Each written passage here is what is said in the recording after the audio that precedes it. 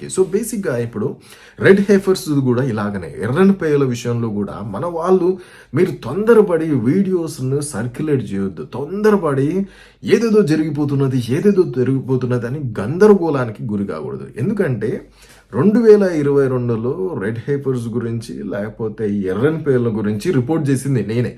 ముందు నేను చెప్పాను. కానీ ఒకటి మనం గమనించాల్సింది ఏంటంటే, మనకు ఎడ్ల రక్తంలోనైనా కానీ లేకపోతే మేకల రక్తంలోనైనా కానీ మనకు రక్షణ లేదు. ఈ రక్షణ భాగ్యం లేదు. మనకు ఉన్నది దేంట్లో రక్షణ ఉన్నది? ప్రభు అయిన యేసుక్రీస్తుల వారి రక్తంలోనే మనకు రక్షణ. అది యూదులకైనా కానీ ఎవరికైనా కానీ. ఆ యూదులు ప్రభు అయిన యేసుక్రీస్తుల వారి రక్తాన్ని వాళ్ళు నమ్మలేదు. వాళ్ళు ఎడ్ల రక్తాన్ని, మేకల రక్తాన్ని ఇప్పటికీ నమ్ముతున్నారు. అయితే వాళ్ళు ఏదో తెచ్చిపెట్టుకున్నంత మాత్రాన ఒక గ్రూపు, ఒక సెక్ట్ పీపుల్ లేకపోతే కొంతమంది రాబ్బాయిలు ఈరోజు మేము 3వ మందిరాన్ని కట్టేస్తామన్నంత మాత్రాన అది కట్టబడదు. మీకు అర్థం కావాలి. లేకపోతే ఈరోజు పాస్ ఓవర్ కాబట్టి మేము అలెక్సా మాస్క్ మీద మేము ఈ యొక్క ఎర్రని పేయల్ని మేము కోసేసామన్నంత మాత్రాన ఏం జరిగిపోదు. వాళ్ళు కొయ్యలేరు, వీళ్ళు జరగకపోదు, ఏది జరగదు. కానీ దీన్ని ఇప్పుడు కొంతమంది ఇజ్రాయేలీలు, యూదులు వాళ్ళు తెచ్చిపెట్టుకుంటే ఏమవుతుంది? ఏం కాదు. ఈరోజు సరే వాటి వాయిస్ అయిపోతుందో లేకపోతే అవి చచ్చిపోతే ఏంటంట, వీళ్ళు ఎప్పుడైనా కానీ కావాలంటే ఆర్టిఫిషియల్ కూడా వీళ్ళు తయారు చేసుకుంటారు. మీరు దాంట్లో ఏమీ అనుమాన పడాల్సినటువంటి అవసరం లేదు. ఎప్పుడంటే అప్పుడు ఎర్రని పాయలను వాళ్ళు తయారు చేసుకోగలుగుతారు. ఇవి పోతే కొత్తవి రావని కూడా ఏం కాదు. అయితే బేసిక్గా మీరు గమనించాల్సింది ఏంటంటే, క్రైస్తవులు వీటి మీద ఎంత హైప్ క్రియేట్ చేస్తున్నారో దానికంటే ఎక్కువగా ఈ ముస్లిం దేశాలను రెచ్చగొడుతున్నారు. అదిగదిగో వాళ్ళు ఎర్రని పేయలను తెచ్చుకున్నారు, 3వ మందిరం కట్టడానికి ఇప్పుడు మన మసీదును కూలగొడతారు. అల్ అక్సా మాస్క్ మీద మసీదును కూడగొట్టి 3వ మందిరాన్ని కట్టడానికే ఇవన్నీ చేస్తున్నారు అని ముస్లిం దేశాలను, అరబ్ దేశాలను, ప్రపంచంలో ఉన్నటువంటి ముస్లిమ్స్ అందరినీ రెచ్చగొడుతున్నారు. ఈ రెచ్చగొట్టే దాంట్లో ఎవరు జాయిన్ అవుతున్నారు? క్రైస్తవులు కూడా జాయిన్ అవుతున్నారు. వీళ్ళు జాయిన్ అయ్యి ఏమంటున్నారు? అదిగదిగో చూడు వాళ్ళు చెప్తున్నారు, ఇది నిజమే అయ్యి ఉండొచ్చు. ఏం లేదు, ఏం జరగదు. నేను చెప్తున్నాను కదా, ఇప్పుడు పాస్ ఓవర్ ఉన్నది. ఈ యొక్క ఎర్రని పేయలను ఎవరు కోయరు. ఒకవేళ కోసినా కానీ ఏం కాదు. కోసినా కానీ 3వ మందిరం ఇప్పుడు కట్టబడదు. నేను చెప్తున్నాను, మీరు రాసి పెట్టుకోండి. 3వ మందిరం కట్టబడాలంటే ఎప్పుడు పడితే అప్పుడు, ఎలాగ పడితే అలాగా కట్టబడదు. యూదులు 2000 సంవత్సరాల నుంచి అనేక మార్లు మధ్యలో ప్రయత్నం చేసినారు, కట్టబడలేదండి. దేవుడు అలో చేస్తే కట్టబడతా. కానీ ఆ 3వ మందిరంతో మనకేం సంబంధం లేదు. బేసిక్గా మనం 3వ మందిరం కొరకు ఎదురు చూడట్లేదు. 3వ మందిరంలో దాంట్లో ఏమో పరిశుద్ధమైన కార్యాలు జరుగుతాయని కూడా నేనేం అనుకోను. ఎందుకంటే వాళ్ళు తిరిగి తీసుకొచ్చి బలి అర్పణలు ఇస్తారు. బలి అర్పణతో మనకేం సంబంధం లేదు. మనము ఆ మేకల రక్తాన్ని లేకపోతే ఎడ్ల రక్తాన్ని లేకపోతే ఆ పశువుల రక్తాన్ని మనం నమ్ముకోలేదు. మనకు ప్రభు అయిన యేసుక్రీస్తుల వారు మన కొరకు రక్తం గార్చారని మనం నమ్ముతున్నాము. అది మన ఫెయిత్. యేసు ప్రభు యూదుల మెస్సయ్య, వాళ్ళు నమ్మలేదు. కానీ వాళ్ళు తెలుసుకుంటారు. కాకపోతే మనం యేసు ప్రభు రాకడలో ఇవి ప్రాధాన్యమైనటువంటి పాత్రను పోషిస్తాయని మనం నమ్ముతున్నాం కాబట్టి జస్ట్ వాటిని ఒక సూచనగా తీసుకుంటున్నాం.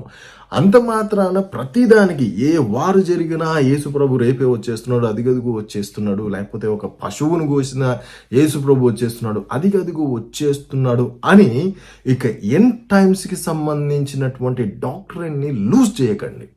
ఏంటంటే ప్రజలు నవ్వుకుంటారు, అందరు నవ్వుకుంటారు. అదిగదిగో ఏదో జరిగిపోతున్నది అంత అబద్ధం అంటారు. లేదు, మనకు ప్రవచనాలకు సంబంధించి చాలా స్పెసిఫిక్గా దేవుడు మనకు మెన్షన్ చేసినాడు. ఇప్పుడు ఈ యుద్ధాలు ఎజికేల్ 38 వారు కూడా చాలా స్పెసిఫిక్గా రాయబడినది. ఇరాన్ ఇజ్రాయెల్కి సంబంధించినటువంటి వారు ఎలాగ జరగబోతుందో కూడా మనకు తెలుసు. ఈరోజు సరే ఇది కుదుటపడవచ్చు, కానీ ఇది ఖచ్చితంగా కంటిన్యూ అవుతుంది. ఈ రోజు కాకపోయినా, ఈ సంవత్సరం కాకపోయినా, వచ్చే సంవత్సరం అయినా, లేకపోతే వచ్చే సంవత్సరం కాకపోయినా, మరొక 5 సంవత్సరాల్లోనైనా, మరొక 5 సంవత్సరాలు కాకపోయినా ఎప్పుడైనా ఒకరోజు జరుగుతుంది. మనం చూస్తున్నది అది ఇదే కాదా అనేది మాత్రమే అబ్జర్వ్ చేస్తున్నాం అన్నమాట. సో ఈరోజు ఇక్కడ ఉన్నటువంటి సిచ్యువేషన్స్ అన్నిటిని మనం గమనిస్తున్నాము. ఇజ్రాయెల్ ఈ వార్ అయితే డెఫినెట్గా చేస్తుంది. ఇప్పుడు ప్రస్తుతానికి లెబనాన్ బార్డర్లో ఇజ్రాయెల్ వర్క్ చేస్తున్నది. ఆ ప్రాంతంలో ఆర్మీ అంతా మోహరించింది. దాదాపుగా నిన్ననే ఒక 40 అంటే విత్ ఇన్ కొన్ని నిమిషాలలో 40 మెయిన్ టార్గెట్స్ని ఇజ్రాయెల్ బ్లాస్ట్ చేసింది. ఒకవైపు ఈ లెబనాన్ పైన దాడులు చేస్తున్నది, ఒకవైపు ఇంటర్నల్గా ఇరాన్ పైన దాడి చేస్తున్నది, ఇంకొక వైపు గాజాలోన కూడా ఇజ్రాయెల్ దాడులు చేస్తున్నది. అంటే ఎన్ని రోజులు గాజాలోన ఎన్ని రోజులు ఎందుకు పట్టినది, 201 రోజులు ఎందుకు పట్టినది అంటే చెప్పాను కదా, ఆ రాఫా అనేటువంటి స్పెసిఫిక్ ఒక ప్లేస్లో ఇజ్రాయెల్కి పర్మిషన్ లేదు వెళ్ళడానికి. ఒకవేళ వెళ్తే ఈజిప్ట్తో యుద్ధం చేయాలి. సో ఈజిప్ట్తో యుద్ధం చేయడానికి ఇజ్రాయెల్ రెడీగా లేదు, ఈజిప్ట్ రెడీగా లేదు, అటు అమెరికా కూడా ఒప్పుకోవట్లేదు. సో కాబట్టి ఈ రిస్ట్రిక్షన్స్ అన్నీ ఉంటాయి కాబట్టి ఇజ్రాయెల్ కూడా చాలా ఆచితూచి అడిగేస్తున్నది. కాకపోతే ఇక్కడ ఉన్నటువంటి గాజాలో ఉన్నటువంటి 90% భూభాగాన్ని ఇజ్రాయెల్ కంట్రోల్ చేసింది, అక్కడ ఏమీ లేదు. కాకపోతే ఇన్ని రోజులు ఎందుకు టైం తీసుకున్నదంటే నేను చెప్పాను కదా, ప్రతి ఇంటి కింద ఒక టన్నెల్ ఉన్నది. ఇప్పుడు ఎవడు చిన్న పిల్లోడు, వాడు తీవ్రవాదో తెలియదు, మంచోడో తెలియదు, ఎవడిని చంపాలనో తెలియదు, ఎవడిని చంపకూడదో తెలియదు. సో వాడు మామూలుగానే ఒక 12 years 13 years పిల్లోడు లేకుంటాడు, కానీ వాడు రైఫిల్ పేల్చగలుగుతాడు, రాకెట్లను వదిలేయగలుగుతాడు. సో అట్లాంటి స్థితిలో ఆ ప్రాంతం ఉన్నది కాబట్టి చాలా క్లిష్టమైనటువంటి యుద్ధం అని నేను ఇదివరకే చెప్పాను.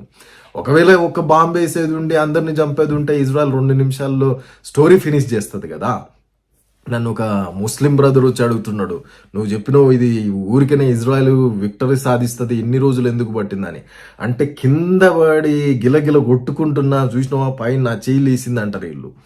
అంటే మొత్తం 90% అంతా అయిపోయినా కానీ చూసినావా మా ఊళ్ళు ఎంత స్ట్రాంగ్ అంటున్నారు. అంటే ఈ ఐడియాలజీ అలాంటిదండి. బేసిక్గా ఈ ఐడియాలజీ అనేది ఒక ఫాల్స్ మీద, ఒక అబద్ధం మీద, వీటి మీద స్టాండ్ అయి ఉంటుంది కాబట్టి ఏది చెప్పినా వీళ్ళకు రివర్స్ అనిపిస్తుంది. ఇంత అబద్ధాన్ని, ఇంత మందిని చంపి, ఎన్ని అఘాయిత్యాలు చేసి కూడా వెస్ట్రన్ కంట్రీస్లో, అమెరికా, యూరోప్లో ఎంత గొడవలు చేసి మాదే కరెక్ట్ అనడానికి కూడా వీళ్ళకు ముఖం ఎక్కడి నుంచి వస్తున్నదో, కొంచెమన్నా సిగ్గనిపించదో అర్థం కాదు. కానీ అర్థం చేసుకునేటువంటి స్థితిలో కూడా లేరండి. అంటే ఈరోజు ఈ భూమి అంతా, ఇజ్రాయెల్ భూమి అంతా కూడా ఎక్కడికి వెళ్ళినా జూయిష్ లిటరేచర్, ఎక్కడికి వెళ్ళినా జూయిష్కి సంబంధించినటువంటి ఆ ఆనవాళ్ళు, బైబిల్కి సంబంధించినటువంటి ఆనవాళ్ళు అన్నీ ఉంటాయి. వీళ్ళు అంటారు ఇదంతా మాది, అసలు యూదులు అంతా ఉత్తదే, వాళ్ళు ఫేక్ అంటే వాళ్ళ ప్రాఫెసీస్ అన్నీ అబద్ధము అంటారు. ఎంత దారుణం అంటే యూదులు శపించబడిన వాళ్ళు అంటారు. అంటే అంత ఉల్టా, యూదులు దీవించబడిన వాళ్ళని దేవుడు చెప్తే వీళ్ళు శపించబడిన వాళ్ళు అంటారు. సో బేసిక్గా జరుగుతున్నటువంటిది ఇది. సో ఇప్పుడు మనం మాట్లాడుతున్నది ఏంటంటే ఇరాన్, అదేవిధంగా ఇజ్రాయెల్ యుద్ధము, అదేవిధంగా ఎర్రనిపేయలు, ఈ యొక్క గాజా, ఈ 3 అంశాలను గురించి మాట్లాడినాము. సో యుద్ధం అనేది, ఇరాన్ యుద్ధం అనేది కొంచెం తగ్గుముఖం పట్టినట్టుగా అనిపించినా కానీ భవిష్యత్తులో తిరిగి జరుగుతుంది. ఎందుకంటే ఈ లెబనాన్ వెనుక ఉన్నది ఇరానే, లేకపోతే ఎన్ని రోజులు పాలస్తీనా వెనుక ఎన్ని రోజులు ఈ టన్నెల్స్ వీటన్నింటిని తవ్వేయడానికి సహాయం చేసింది ఎవరు, ఇటు ఇరాను, అదేవిధంగా ఖతారు. వాళ్ళ దగ్గర నుంచి వచ్చినటువంటి డబ్బులే కదా ఇన్ని రోజులు పక్కన ఉండి బాంబులు వేసేది. ఇప్పుడు ఆ ఛాన్స్ లేదు, ఎక్కడి నుంచో రావాలి. మొన్న వాళ్ళు యుద్ధం చేస్తున్నప్పుడు బాంబులు వేస్తే లిటరల్గా నేను చెప్తున్నాను కదా, అక్కడ నుంచి 11 o'clock బయలుదేరుతున్నాయంటే నేను పడుకోవడానికి వెళ్ళిన. ఎందుకంటే 1 గంట తర్వాత వస్తాయి కదా బాంబులని. అంటే మాకు ఒక నవ్వులాటగా అయిపోయినది యుద్ధాలను చూసి చూసి. బాంబులు మీకు చాలా టెన్షన్ అనిపిస్తుండొచ్చు బయట, అంటే టెన్షన్ పడుతుండొచ్చు, కానీ లిటరల్గా మాకు అట్లా భయం ఏం లేదండి. వాస్తవానికి చాలామంది భయపడుతున్నారు ఏమవుతున్నదో అని. లేదు, ఇజ్రాయెల్ చాలా స్ట్రాంగ్ కంట్రీ, దేవుని మహాకృప, గొప్ప రక్షణ ఈ దేశం పైన ఉన్నది, రక్షణ కవచము ఆయన ఈ దేశం పైన ఉంచినాడు. అంటే అన్ని బాంబులు వచ్చినా కానీ మీరు గమనించాలి, ఏది కూడా లోపలికి ఎంటర్ కాలేదు. సరే మాకు ఐరన్ డోమ్ ఇవన్నీ ఉన్నా కానీ దేవుని యొక్క ఒక గొప్ప రక్షణ అనేది ఈ దేశం పైన ఉంటుందండి, ఉన్నది. లేకపోతే ఇది అసాధ్యము. అన్ని రాకెట్లు వేసినా కానీ ఒక్కటన్నా మిస్టేక్ గాను వచ్చి ఒక 2-3 ఇండ్ల మీద పడి కొంతమందికన్నా డ్యామేజ్ కావాలి కదా, దేవుడు కానివ్వట్లేదు. సో అంతకుముందుకు ఎందుకు జరిగినది అంటే దానికి రీజన్స్ ఉన్నాయి. అంతకుముందుకు ఎందుకు అంతమంది చనిపోయినారు, హమాస్ ఎట్లా ఎంటర్ అయినది అంటే దేవుడు ఒక్కటే గుర్తుంచుకోండి, ఇజ్రాయిలీలో ఎప్పుడు ఒకవేళ చెరపట్టబడినా కానీ లేకపోతే ఏదైనా ఇజ్రాయెల్ పైన దాడి చేసినా కానీ ఆ ప్రాంతంలో ఒక పాపం జరుగుతుంది, ఏదో ఒకటి జరిగినది. ఇజ్రాయలీస్ చేసినారు ఒక మిస్టేక్, బ్లండర్ మిస్టేక్ వీళ్ళు చేస్తారు. మొన్న జరిగినప్పుడు కూడా వీళ్ళందరూ అక్కడ ఉండి ఒక పార్టీ చేసుకుంటున్నారు. దాంట్లో డ్రగ్స్ ఇన్వాల్వ్మెంట్ ఇవన్నీ ఉన్నాయి. సో చాలా మంది యంగ్ పీపుల్ అన్నమాట. సో అట్లాంటప్పుడు వీళ్ళు ఇంత పెద్ద పాపానికి అవకాశం ఇచ్చినప్పుడు దేవుని ప్రొటెక్షన్ అనేది ఆ టైంలో ఉండదు. కొన్నిసార్లు బేసిక్గా జరుగుతున్నటువంటిది ఇదే అన్నమాట, మనం గమనించాలి.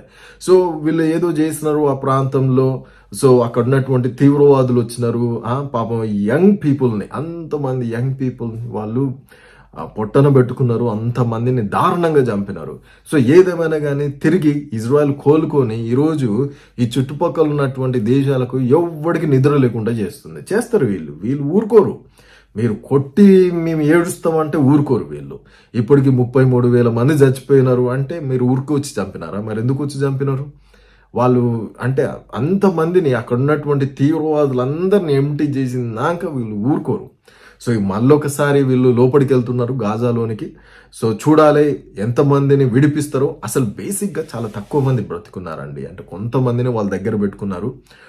డ్యూయల్ పాస్పోర్ట్స్ ఉన్న వాళ్ళను, అమెరికన్ పాస్పోర్ట్స్ ఉన్న వాళ్ళను, అలాంటి వాళ్ళను బహుశా అంటే వాళ్ళు బ్రతుకుండొచ్చు, మిగతా వాళ్ళని దాదాపుగా చంపేస్తున్నారు అని అనుకుంటున్నాను నేను. అంటే ఇంత క్రూరత్వం ఉండి కూడా వీళ్ళు హీరోలు అంటారు. ఫస్ట్ ఏమో హమాస్ మావులు అనుకున్నారు. ఇప్పుడు కొత్త పార్టీ ఏంటంటే హమాస్ని ఇజ్రాయెలే తయారు చేసిందంట, ఐసిస్ని ఇజ్రాయెలే తయారు చేసిందంట, అమెరికా పైన ఇజ్రాయెలే దాడి చేసిందంట, ఇరాక్ పైన ఇజ్రాయెలే దాడి చేసిందంట, అన్ని ఇజ్రాయెలే దాడి చేసిందంట. అంటే వీళ్ళ ఇంత ఉల్టా ఉంటాయి. ప్రపంచంలో తీవ్రవాదం అంతా ఇజ్రాయెలే చేస్తుందంట. ఇజ్రాయెల్ తీవ్రవాద కంట్రీ అంట. వీళ్ళు మాత్రము ఎంతో చాలా బుద్ధిమంతులు అని క్లెయిమ్ చేసుకుంటున్నారు. కానీ ప్రపంచము అంతా గమనిస్తున్నది కదా, అందరూ చూస్తున్నారు కదా, ప్రతి ఒక్కరికి తెలుసు ఎవరు ఏంటి అనేది అందరికీ తెలుసు. కానీ ఏదేమైనా కానీ కాలం అనేది చాలా గొప్పదండి. దేవుడు ఆ సమయంలో అన్ని నిర్ణయిస్తాడు. ఏదైతే జరగాలనో అది ఖచ్చితంగా జరుగుతుంది. సో ఏదేమైనా కానీ మీ అందరూ కూడా నా కొరకు అంటే నేను ఇచ్చేటువంటి అప్డేట్స్ కొరకు ఇంతకాలం మీరు వెయిట్ చేస్తున్నారు. సో నేను ఇక మీద నుంచి అయినా రెగ్యులర్గా ఆన్లైన్లోనికి రావడానికి, మీకు అప్డేట్స్ ఇవ్వడానికి నేను ప్రయత్నం చేస్తాను. Thank you so much for watching. May God bless you all.